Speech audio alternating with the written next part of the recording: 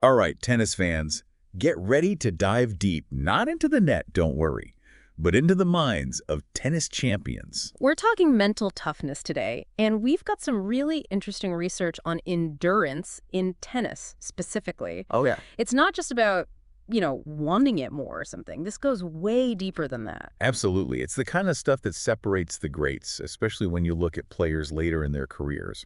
And we've got some pretty inspiring examples even just this year, right? I mean, Yeah, Coleman Murray, Wawrinka battling it out at the French Open. Yeah, pushing 40 and still going strong. It's incredible to watch.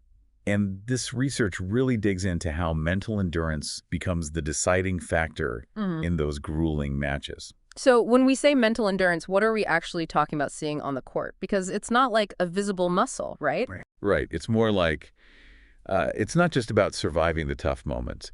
It's about using those moments to your advantage. Okay. Like finding that confidence when the pressure's on, maintaining laser focus when it matters most, and that emotional control, that can really turn a match around. It's interesting you say that because the research we're looking at draws a direct line between those mental skills and how a player actually performs on the court. Exactly, yeah. It's like you're training your mind just as rigorously as you train your backhand. So how do you train your mind? Like, what are we talking about here? Well, the source dives into some really cool techniques, like visualization, for example. So vividly picturing yourself succeeding, even in those really high-pressure situations. Oh, interesting. And then there's mindfulness, which is huge in tennis. Staying present, point by point, instead of getting caught up in, mistakes you've made or worrying about what's coming next. Right. And what's fascinating is players who actually use these practices, they show a different level of resilience on the court. You can just see it. It's like you're rewiring your brain to be tougher, to handle whatever comes your way. Yeah, exactly. And one thing that really struck me in this research, they talk about playing in extreme heat. Yeah. They describe like 90-degree heat. Brutal.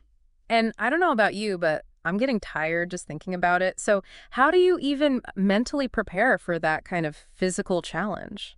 It's tough. But the research says it's about where you direct your focus. Instead of letting your mind get stuck on the heat, how uncomfortable it is, you shift your attention to things you can control, like your breath, your footwork, your strategy for the next point. So it's like, don't let the heat win. Exactly. It's about winning the mental game within the bigger game. That's interesting. So how can someone listening to this, let's say they're playing a match this weekend even, how can they actually put these mental toughness techniques into practice? Well, the source suggests, and this is cool, dedicating just 15 minutes of each practice session to specific mental training. Oh, I like that. So picture this. You're playing a practice match, you're down a set and a break point. Ooh, tough spot. Right. But instead of letting those negative thoughts creep in, you use your visualization techniques. You picture yourself making that incredible comeback. You focus on your breath, you quiet that inner critic, and you plan your shots strategically. I love it. And to take it even further, you could even have like a friend simulate distractions while you're practicing serves. Exactly. Yeah. Just like in a real match, the idea is to make practice feel as real as possible. Simulate those pressure moments so when they happen, when it counts, You're ready. you're ready. Your mind knows exactly what to do. This has been great, but it makes me wonder, the research focuses on like the mental game within yourself, right? Yeah. What about doubles? Ooh. How does that dynamic change things? That's such a good point. The mental game in doubles, that's a whole other beast. Yeah. It adds this whole other layer of complexity. Now you're not just managing your own mental state. You're coordinating with a partner. You're having to read their energy and make strategic decisions together, all under pressure. It's almost like you're thinking as one unit.